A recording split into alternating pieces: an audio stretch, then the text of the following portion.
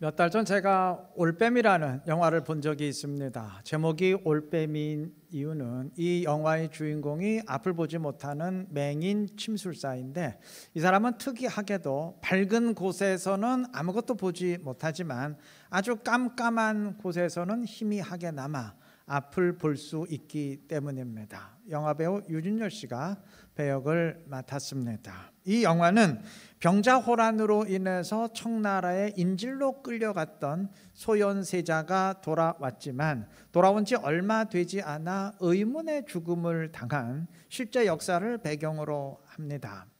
역사에서는 소현세자의 죽은 모습이 독살된 것 같다는 의문만 제기되었지만, 영화에서는 아버지 인조 임금이 왕의 주치인 어이를 지켜서 아들 소현세자를 살해하는 것으로 설정이 됩니다. 그렇게 살해한 이유는 청나라와의 관계 때문입니다. 소현세자는 청나라의 인질로 끌려가 있었던 8년 동안 청나라의 발전된 문화에 느낀 점이 많았어요. 그는 돌아온 뒤에 이제는 조선도 청나라의 발전한 문화를 받아들여서 변해야 된다, 그러한 목소리를 높였습니다.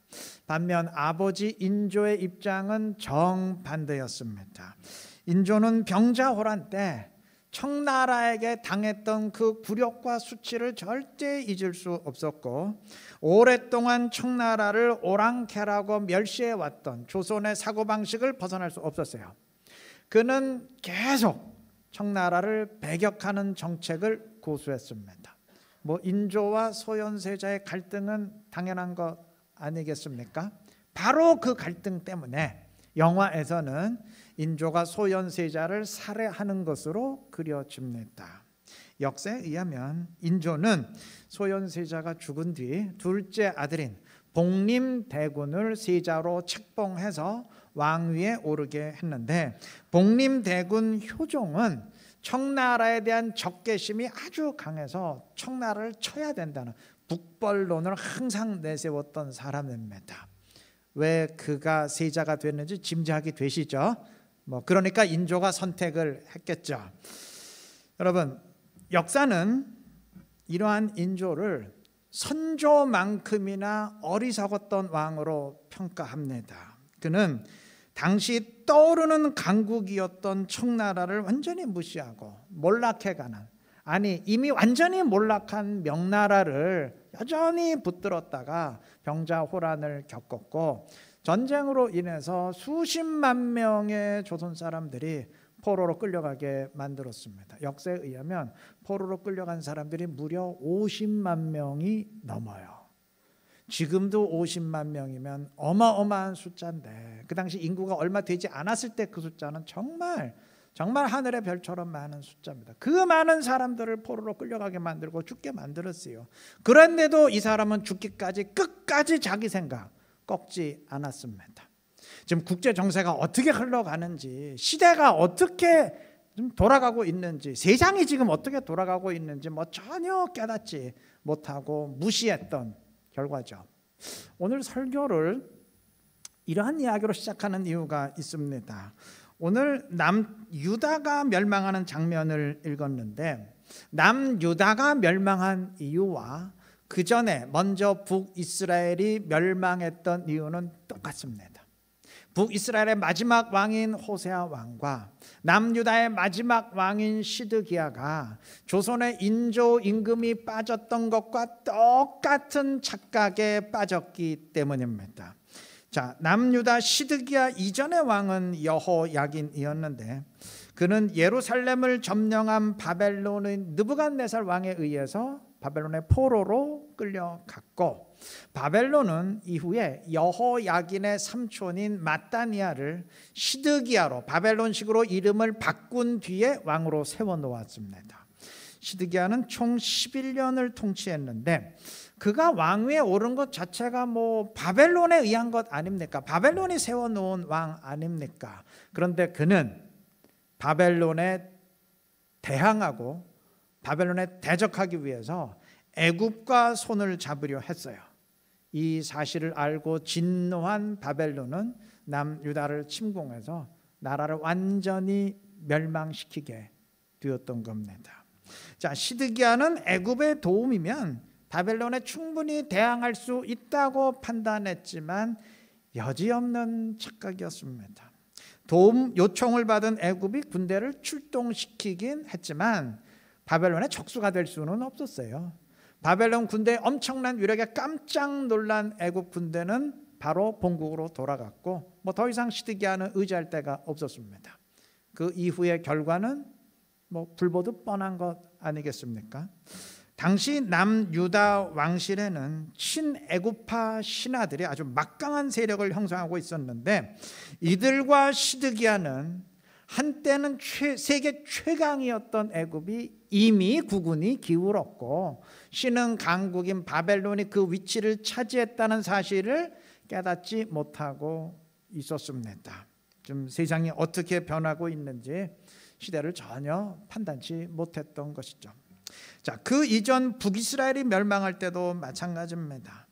북이스라엘의 마지막 왕인 호세아 왕은 아수르의 도움으로 왕위에 오른 사람이었어요. 아수르에 의해서 왕위에 올랐으니까 그는 처음 9년 동안은 아수르와 아주 좋은 관계 유지했어요. 그런데 아수르의 디글라필레셋 왕이 죽고 살만 에셀이 새로운 왕위에 오르자 아수르와 잡았던 손을 끊고 애굽과 손을 잡으려고 외교를 전개했습니다. 자기 딴에는 애굽 편에 붙는 것이 훨씬 더 유리하겠다 판단했는진 모르나 착각이었습니다. 애굽은 북이스라엘과 손잡고 아수르에 대항할 의사도 없었고 대항할 힘도 없었습니다. 애굽은 당연히 북이스라엘이 내민 손을 거절했고 이 사실을 알고 진노한 아수르에 의해서 북이스라엘은 완전히 멸망당하게 된 겁니다. 자, 그러니까 북이스라엘과 남유다가 멸망한 이유는 약속이나 한 듯이 똑같아요. 물론 영적으로는 하나님의 징벌을 받아서 멸망한 것이지만 인간의 눈으로 볼 땐 좀 시대가 어떻게 변했는지 전혀 깨닫지 못했던 결과입니다.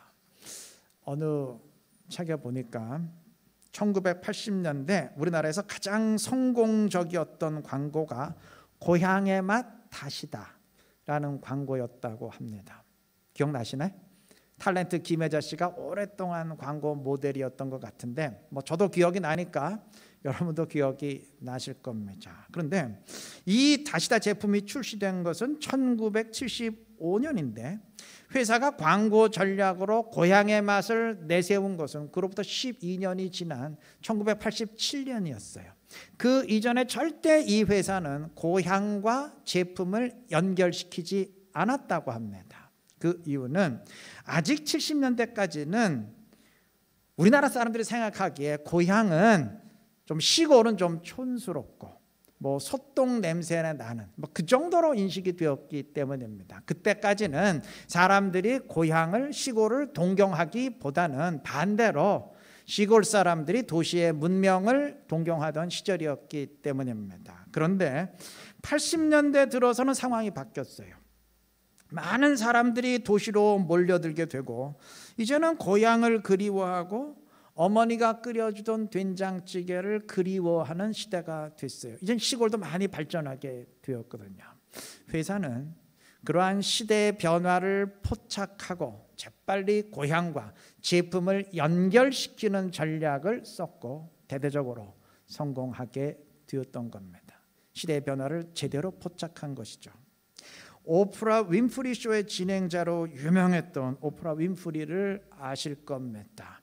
10년 거의 11년 전에 그 쇼는 끝났는데 아직까지도 우리의 사람들에게 회자될 정도로 아주 유명했던 쇼입니다.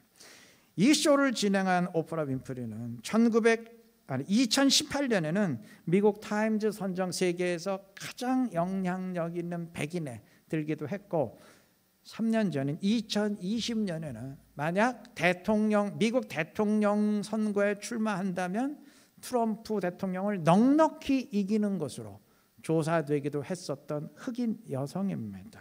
그런데 그 정도로 영향력 있는 사람이었지만 처음 토크쇼 진행자로 발탁이 됐을 때는 누구도 그녀를 주목하지 않았고 반대로 아니 저런 사람을 내세우다니 지금 도대체 방송국이 제정신이냐 심한 비난을 받기도 했었습니다. 하지만 당시 오프라 윈프리와 제작진들은 시대의 흐름을 정확히 읽었어요. 이전까지 쟁쟁한 진행자들은 다 백인이었고 그들은 하나같이 출세한 사람들이나 대중의 우상이 될 만한 사람들만을 게스트로 섭외했습니다. 그런 뛰어난 사람들을 보면서 흠모하라 뭐 이런 식이었어요. 오프라 윈프리 쇼의 전략은 달랐습니다. 이 쇼는 청중과 함께 그리고 시청자들과 함께 울고 웃고 어우러지는 그런 길을 택했어요. 그래서 유명한 사람, 출세한 사람 대신 피해를 입은 사람, 소외된 사람, 어려운 환경 속에서 몸부림치는 사람들을 섭외해서 그들과 함께 울고 웃고 위로하는 그러한 방식을 택했습니다. 이제는 사람들이 예전처럼 뭐 틀에 박힌 그런 아주 도식적인 성공의 이야기를 듣고 열광하는 이제 그런 시대는 지났고 규범이 무너진 시대에 우왕좌왕하면서 마음 아파하는 그 상처 입은 내 이웃의 모습을 보고 싶어한다는 사실을 깨달았기 때문입니다. 외로움이 특징인 시대에 안위를 상품으로 내거는 것이 그 어떤 것보다 훨씬 더 강력하다는 것을 인식했기 때문입니다. 뭐 결과는 앞서 언급했듯이 그야말로 폭발적이었어요. 시대의 변화를 제대로 읽은 결과죠. 여러분, 그리스도인들에게도 시대를 분별하는 것이 반드시 필요합니다. 교회와 교인들이 세상에 존경을 받던 시절이 한때 있었습니다. 목사가 사회에 존경을 받던 시절이 있었습니다. 근데 그 시대 지난 지 이미 오래입니다. 이제 교회 밖에서는 수준 이하라고 평가하는 사람들이 훨씬 더 많아졌습니다. 교회가 정말 웬만하면 성장하고 부흥하던 시절이 있었어요. 예수 믿는 사람들의 숫자가 아주 폭발적으로 늘어나던 시절이 있었습니다. 함께 모이자 그러면 여의도 광장에 순식간에 100만 명 이상이, 그때 서울시 인구가 600만 명도 안 됐었는데 6분의 1이 한꺼번에 모이던 그런 시절도 있었습니다. 교회의 소리에 세상이 귀를 기울여주던 시절이 있었습니다. 그 시절 지났습니다. 이미 지난 지 오래입니다. 이젠 우리가 바뀌어야 됩니다. 그리고 세상을 향한 접근도 당연히 바뀌어야 됩니다. 그냥 말한다고 들어주는 시대가 이젠 아닙니다. 초대교회 당시 이스라엘 유대인들은 시대를 전혀 분별치 못했어요. 그들이 예수를 죽였던 이유가 시대를 분별치 못했기 때문입니다. 이미 율법 시대에서 십자가 복음의 시대로 메시아 시대로 바뀌었는데 이들은 여전히 율법을 이전 시대처럼 구원의 조건으로 붙들었고, 그러다 보니까 율법의 예수님 죽이게 되었던 겁니다. 물론 지난주에 말씀드렸듯이 그것은 하나님이 이방 민족 선교를 위해서 이스라엘을 꺾은 것이지만, 영적으로 볼 때는 그러하지만 그러나 인간적으로 볼 땐 이들이 시대가 바뀐 줄을, 지금이 어떤 시대인지를 전혀 분별치 못했던 결과입니다. 물론 유대인들의 이러한 착각은 오늘 우리와는 전혀 상관이 없습니다. 우리는 아예 십자가 복음 시대에 태어났기에, 율법 시대가 끝난 지 2000년이 지난 뒤에 태어났기에 우리가 율법에 발목 잡힐 일은 없지요. 그러나 시대는 십자가 복음의 시대를 살고 있는데 과연 우리가 이 시대에 맞게 살고 있는지는 냉정히 점검해야 될 것입니다. 십자가 복음의 시대는 이전 시대와는 비교할 수도 없는 그야말로 어마어마한 축복의 시대입니다. 구약 율법 시대에는 하나님이 특별히 나를 찾아오지 않으시는 한 그 누구도 하나님 만나겠다고 하나님 앞에 나아갈 수 없었습니다. 오직 대제사장만이 하나님 앞에 나아갈 수 있었는데, 그것도 아무 때가 아니고 1년에 딱 하루 속죄일에만 그러할 수 있었어요. 평소에는 그 누구라도 하나님 만나겠다고 하나님 계신 지성소 안에 들어갔다간 그 자리에서 죽었습니다. 이건 만남의 시대가 아니고 오지 말라는 시대였어요. 지금은 어떤가요? 지금은 누구라도 하나님을 찾고 만날 수 있고 성령 하나님과 함께할 수 있습니다. 이젠 제사장과 일반 사람의 구분 자체가 없어요. 모두가 제사장입니다. 만인 제사장이라는 말이 그래서 나온 것 아닙니까? 율법 시대에는 성령 받고 싶다고 받을 수 있는 시대가 아니었어요. 아무에게나 성령 임하지 않았습니다. 하나님이 특별히 택해서 특별한 사명을 주시는 사람에게만 성령 충만이 임했습니다. 그런데 하나님은 약속하셨어요. 복음의 시대에는 그 날이 되면 모두에게 성령을 부어주시겠다 약속하셨고, 그 약속대로 지금은 누구건 열망하는 자에겐 성령을 부어주십니다. 완전히 시대가 바뀌었죠. 예전 율법 시대에는 성경을 집에 소장하는 일이 99.9999% 불가능했습니다.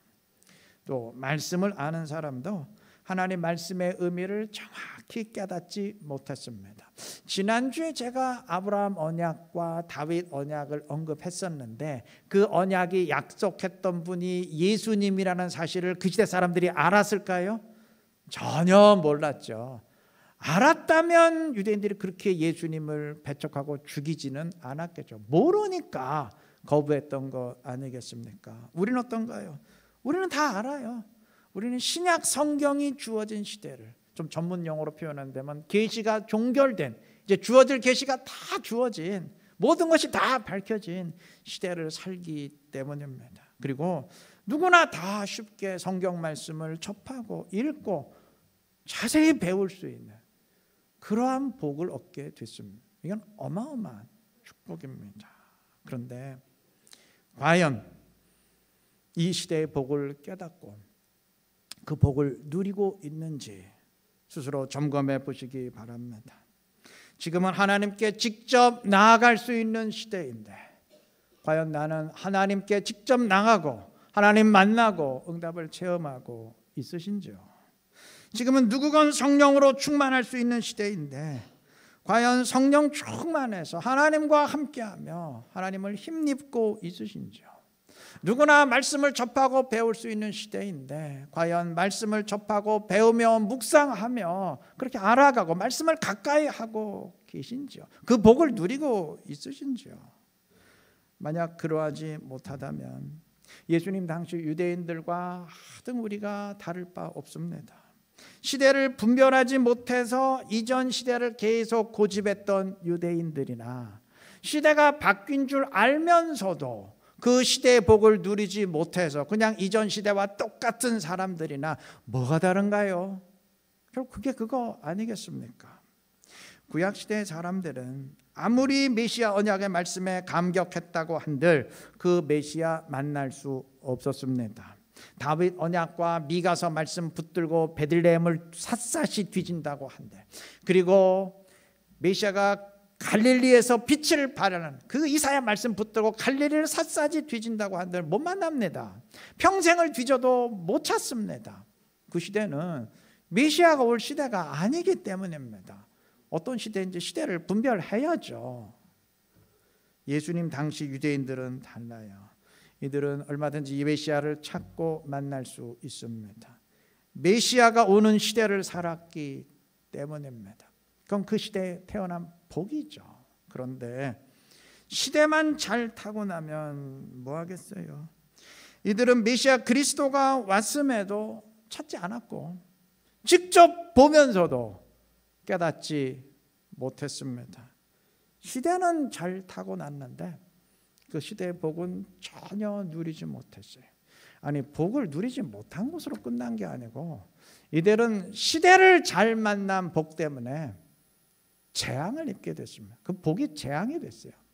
만약 이들이 메시아 이전 시대, 그 이전에 태어났더라면 이들은 하여튼 문제될 게 없습니다. 율법을 구원의 조건으로 붙드는 거 잘한 일입니다. 성전을 붙든 거 잘한 일이죠. 구약시대에는 성령 충만을 기대할 수 없었어요. 상관없는 일이죠. 잘한 일입니다. 그런데 이들이 메시아 시대를 살았기 때문에 계속 율법 붙들다가 예수님 죽이게 되었으니 시대 잘 만난 게 오히려 재앙이 된 겁니다. 여러분, 지금 제가 왜 이야기하는지 대충 짐작들 하실 겁니다. 우리가 자칫하면 꼭 이들처럼 될 수 있습니다. 우리는 영적으로 정말 시대에 잘 타고났어요. 아까 언급한 것처럼 정말 축복된 시대에 살고 있습니다. 그런데 시대만 잘 만나면 뭐 하나요? 이 시대가 어떤 시대인지, 이 시대의 복이 무엇인지 깨닫지 못하고 누리지 못하면 아무 소용없습니다. 아니, 아무 소용없는 것으로 끝나는 게 아니고 이 시대 잘 만나는 게 오히려 우리에게 무서운 화가 됩니다. 재앙이 됩니다. 구약시대 사람들은 성령 충만에 대해서 관심 없어도 아무 문제 없어요. 관심 갖는 건 문제가 돼요. 구약시대 사람들은 나 하나님 만나겠다, 상관없어요.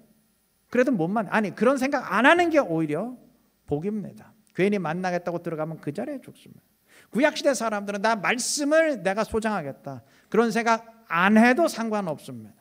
오늘 우리는 달라요. 오늘 우리는 하나님이 우리에게 오라 말씀하십니다. 성령 충만을 사모하라 말씀하십니다. 말씀을 가까이 하라 명령하십니다. 내가 주었지 않는데 이제 가까이 하라 말씀하세요. 오늘 우리가 구약시대처럼 살아가면 하나님의 징벌을 받습니다. 하나님과 관계가 뒤틀리게 됩니다. 차라리 이전 시대에 태어났더라면 아무 문제가 없을 터인데 괜히 이 시대에 태어났기 때문에 이 시대의 복이 자칫하면 우리에게 재앙이 될 수 있다는 의미입니다. 하나님과 우리의 관계를 끊어버리는, 하나님을 슬프게 만드는 화가 될 수도 있다는 의미입니다. 여러분, 누구나 성령 충만할 수 있는 시대인데 이런 시대면 뭐 할 건가요? 내가 성령 충만에 관심이 없어서 나하고는 아무 연관이 없는데, 누구나 하나님께 직접 나아갈 수 있는 시대면 뭐 할 건가요? 내가 주님을 찾지 않아서 나하고는 아무런 상관이 없는데, 누구가 말씀을 접하며 배울 수 있는 시대면 뭐 할 겁니까? 내가 말씀에 관심이 없어서 나하고는 아무런 연관이 없는데, 이 시대가 어떤 시대인지, 얼마나 복된 시대인지 분명히 깨달으시기를 바랍니다. 그리고 이 시대의 복을 누려가시기를 바랍니다. 이토록 귀한 시대를 주님이 열어주셨는데 이 시대에 맞게 신앙생활 하시기를 바랍니다. 그래서 주님과 늘 함께하는 성령의 사람으로서 주님의 더 큰 기쁨이 되는 지혜롭고 복된 우리 모두가 되시기를 바랍니다. 시드기야가 바벨론 대적하고 애굽과 손잡으려 했던 것은 물론 지금까지 강조한 것처럼 시대를 분별하지 못했기 때문이지만, 이걸 영적으로 본다면 하나님의 말씀을 아주 우습게 여겼기 때문입니다.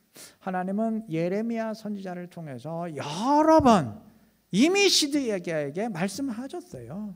내가 남유다를 멸망시키고 바벨론의 손에 넘길 것이다. 그러니 너 시드기야는 항복하라. 그게 나의 뜻이다. 여러 번 말씀하셨어요. 그러면 하나님이 그렇게 누차 말씀하시면 들어야 될 것 아닙니까? 그런데 시드기야는 말씀에 순응하는 대신 반대로 말씀을 선포한 예레미야를 감옥에 집어넣었어요. 뭐 하나님의 말씀이고 뭐고 난 듣기 싫다, 그러한 의미죠. 시드기야가 이런 반응을 보인 이유는 자존심 때문입니다. 시드기야는 말씀을 선포한 예레미야에게 이렇게 말해요. 예레미야 38장 19절. 나는 갈대아인에게 항복한 유다인을 두려워하노라. 갈대아인은 바벨론을 말합니다. 바벨론에게 항복한 유대, 우리나라 백성들 난 두려워한다. 염려하건대 갈대아인이 나를 그들의 손에 넘기면 그들이 나를 조롱할까 하노라. 근데 무슨 말인가요? 내가 항복하면 우리 백성들이 나를 항복한 왕이라고 멸시하고 조롱할 것 아니냐. 그 수치를 당하기 싫어서 나는 절대 항복할 수 없다. 그런 반응입니다.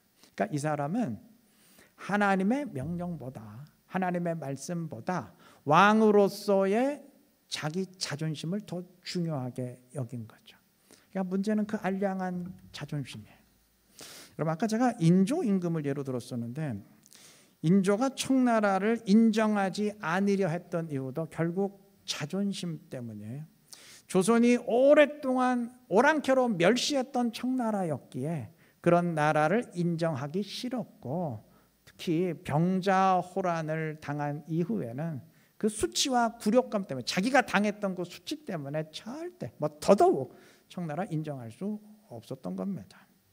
선조가 이순신 장군 파직시킨 것도 자존심 때문에, 부산 앞바다에 나가서 외장 가토를 잡아오라고 명령을 내렸는데 이순신 장군이 판단하기에 그 명령을 따르는 건 타당치가 않아요. 그래서 출정을 안 한 겁니다. 근데 이 사람 선조는 전쟁에 지는 건 용서해도 지 자존심 건드리는 거 절대 용서 못하는 사람이에요. 내가 이 나라의 왕인데 네가 감히 내 말을 안 들어? 감히 내 말을 무시해? 신비가 뒤틀려서 당장 파직시키고 체포명령 내린 겁니다. 사울이 다윗을 질투하고 죽이려 한 것도 마찬가지죠. 아무리 너 다윗이 골리앗을 이겼기로서니, 아니 그래 네가 나보다 인기가 더 높아? 인기가 더 높다는 거, 그것 때문에 죽이겠다는 거.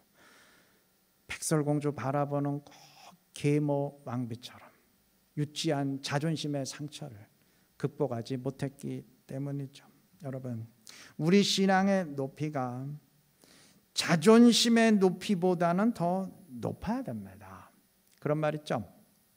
달걀을 1m 높이에서 떨어뜨려도 깨뜨리지 않는 방법은 1m보다 더 높은 위치에서 떨어뜨리는 것이다. 맞는 말이죠. 1m보다 더 높은 곳에서 떨어뜨리면 1m 떨어져 내려왔을 때 최소한 그 위치를 그냥 통과해가지 거기서 깨지지는 않아요. 더 밑으로 내려가서 땅에서 깨지게 되겠죠. 우리 신앙의 높이가 자존심보다는 더 높아야 됩니다. 그럼 최소한 자존심에 부딪혀서 그것 때문에 신앙 깨지지는 않아요. 우리 신앙의 높이가 최소한 재물보다는 높아야 됩니다. 그럼 최소한 재물 때문에 신앙 포기하고 불순종하고 흔들리고 이러지는 않아요. 우리 신앙의 높이가 만약에 죽음보다, 생명보다 더 높다면 순교도 마다하지 않는 사도들의 신앙이 되겠죠. 그건 너무 어렵다고 칩시다.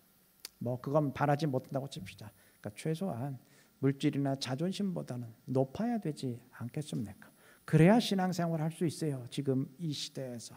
지난주에 언급했듯이 오직 이스라엘만이 하나님의 백성이라는 신념은 수천 년 동안 유대인들을 지탱해왔던 신념이자 민족의 자존심이에요. 이들이 수백 년 동안 식민 통치 당하고 정말 포로로 온 세계에 뿔뿔이 흩어져서 지내면서도 그들이 지탱할 수 있던 이유가 우리만이 하나님의 백성이라는 자존심이에요. 이 자존심 때문에 이들은 절대 이방인을 자기들과 똑같은 하나님의 백성으로 인정할 수가 없었던 겁니다. 그런데 바울을 비롯한 사도들은 모두 유대인이었음에도 이방인을 동등한 하나님의 백성으로 인정했어요.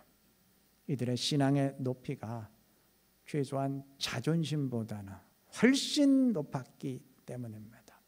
여러분, 우리도 그러해야 됩니다. 우리도 이러해야 됩니다. 우리 신앙을 지금보다 좀 높은 위치에 두시기를 바랍니다. 높이 계신 하나님께 더 가까이 다가서시기를 바랍니다. 그래서 어떤 상황에서건 흔들리지 않는 신앙으로 주님의 뜻을 따르고 주님의 더 큰 기쁨이 되는 지혜롭고 신실한 우리 이루는 교회 모든 성도님들 되시기를 그리스도 이름으로 축원합니다.